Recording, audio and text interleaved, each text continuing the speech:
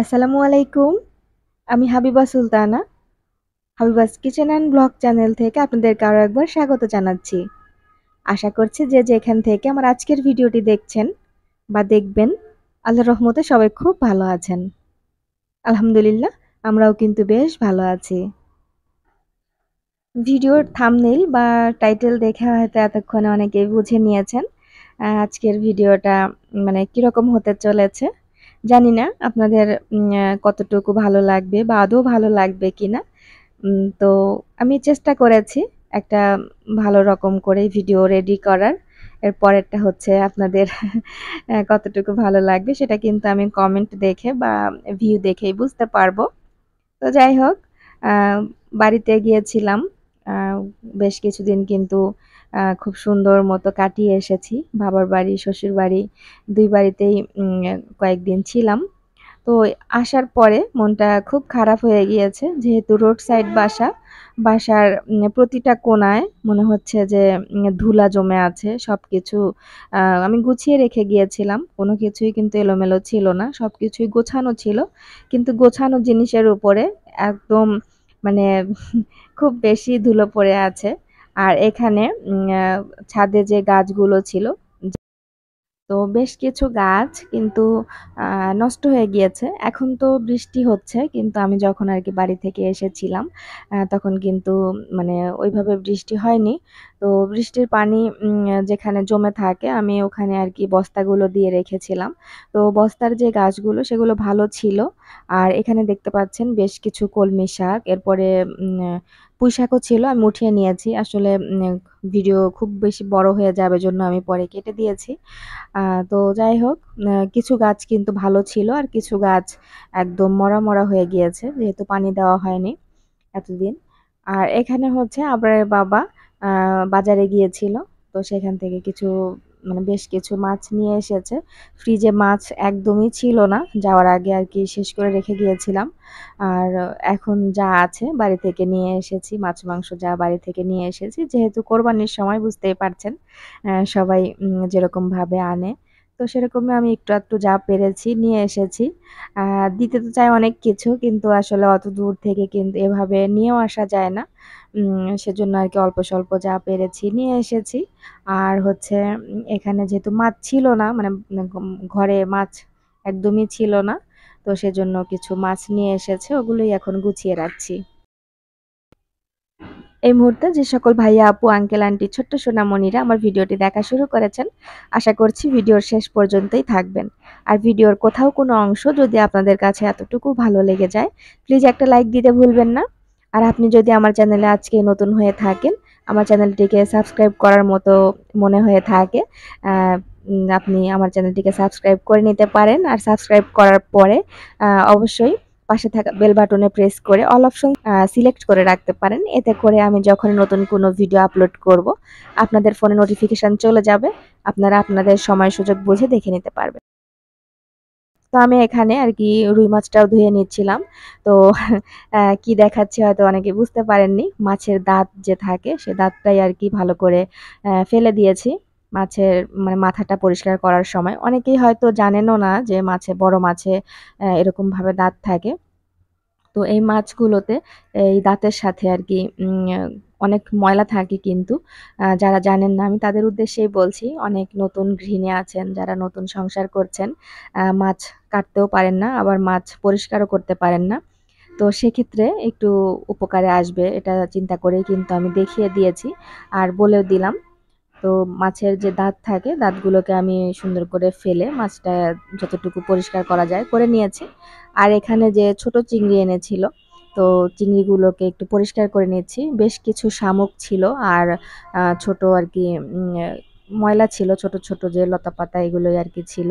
তো সেগুলো একটু পরিষ্কার করে নিয়েছি। আর এখন এই দূর থেকে ক্যামেরাটা ধরার কারণ হচ্ছে আমি যখনই কাজ করি তখন কিন্তু মেয়ে এসে মানে সব কাজেই সে এভাবে এসে আমার কাছে দেখবে। হয়তো মেয়ে বলেই এমন করে। মায়ের সাথে থাকে। মা কি কাজ করছে, তো সেগুলো দেখার চেষ্টা করে।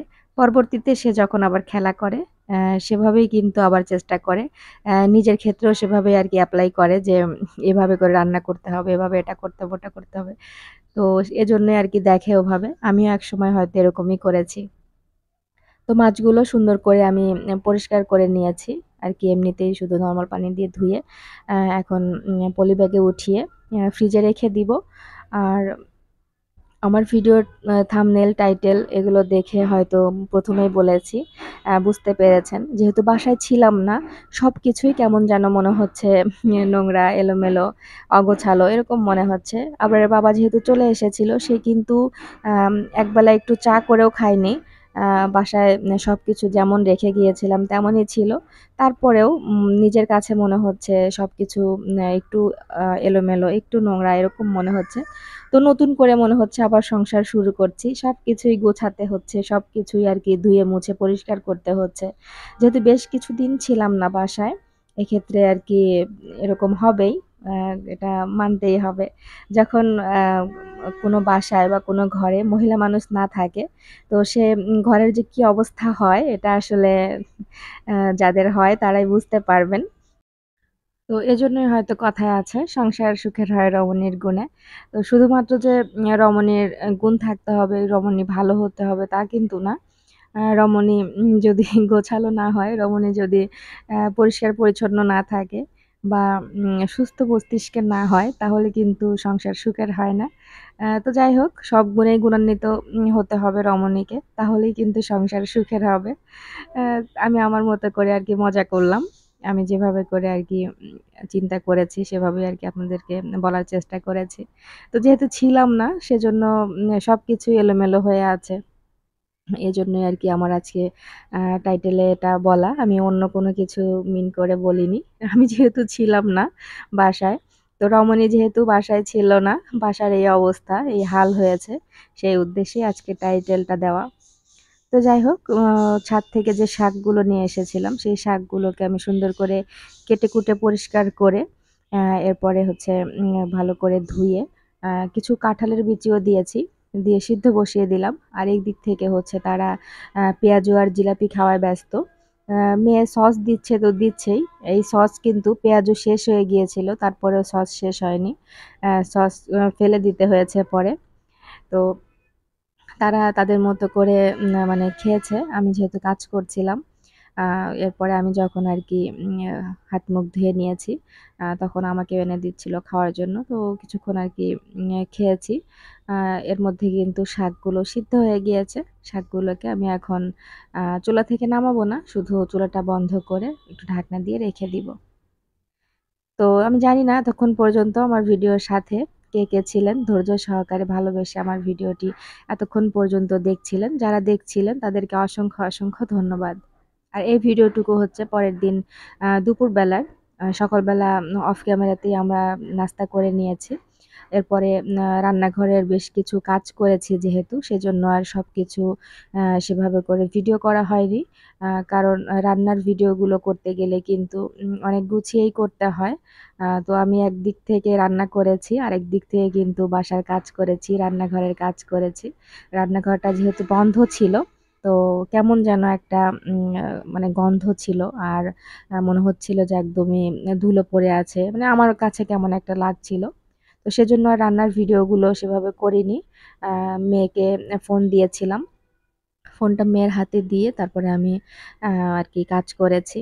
তো এখানে হচ্ছে শাক আর কাঁঠালের বিচি দিয়ে, পুঁইশাক, কাঁঠালের বিচি দিয়ে আরকি চিংড়ি মাছ রান্না করেছিলাম। আর আলু আর করলা দিয়ে আ ট্যাংরা মাছ রান্না করেছি। গতকালকে যে মাছ এনেছিল, গতকালকে রুই মাছ, তারপর ট্যাংরা মাছ আর চিংড়ি মাছ এনেছিল দেখেছেন। ২ রকমের চিংড়ি এনেছিল, বড় চিংড়ি আর ছোট চিংড়ি। তো ছোট চিংড়ি দিয়েই আজকে আরকি রান্না করেছি। আর এখন রান্নাঘরটাকে আরো একটু পরিষ্কার করে নিব। ক্যামেরাটা এখন যেহেতু একটু পেয়েছি, মানে ফোনটা এখন যেহেতু পেয়েছি, তো এজন্য আরকি এখানে অন করে দিয়েছি। তো যে থালা-বাসনগুলো হয়েছিল, থালা-বাসনগুলো পরিষ্কার করে এরপরে আমি যে কয়েকদিন আগে একটা কিচেন অর্গানাইজার কিনেছিলাম, সেটা আপনাদের সাথে ওভাবে করে শেয়ার করা হয়নি। কিন্তু ঈদের আগে একটা ভিডিওতে দেখিয়েছিলাম। বলিনি কোনো কিছু, কিন্তু দেখেছেন হয়তো আমার ভিডিওতে। কিচেন অর্গানাইজারটা দেখিয়েছিলাম। তো সেটাকে একটু আধটু গুছিয়ে নিব। গোছানো আমি অফ ক্যামেরাতেই গুছিয়েছি। কিছু কাজ আরকি মানে কিছু জিনিস গুছিয়ে রাখা বাকি ছিল। যেহেতু নতুন সংসার শুরু করছি বলে মনে হচ্ছে। সবকিছু কিন্তু নতুন করে করতে হচ্ছে। মসলাপাতি, জিনিসপত্র সবকিছু নতুন করে আবার কিনতে হচ্ছে, আবার জারে উঠাতে হচ্ছে। তো সেজন্য আরকি একটু গুছিয়ে নিচ্ছিলাম। আর এখানে হচ্ছে র‍্যাকটাকেও একটু হালকা পাতলা মুছে নিয়েছি। মুছে যে কাপগুলো আরকি সবসময় ব্যবহার করা হয় ওগুলোও ঝুলিয়ে রাখছি, একটু আ গুছিয়ে রাখছি।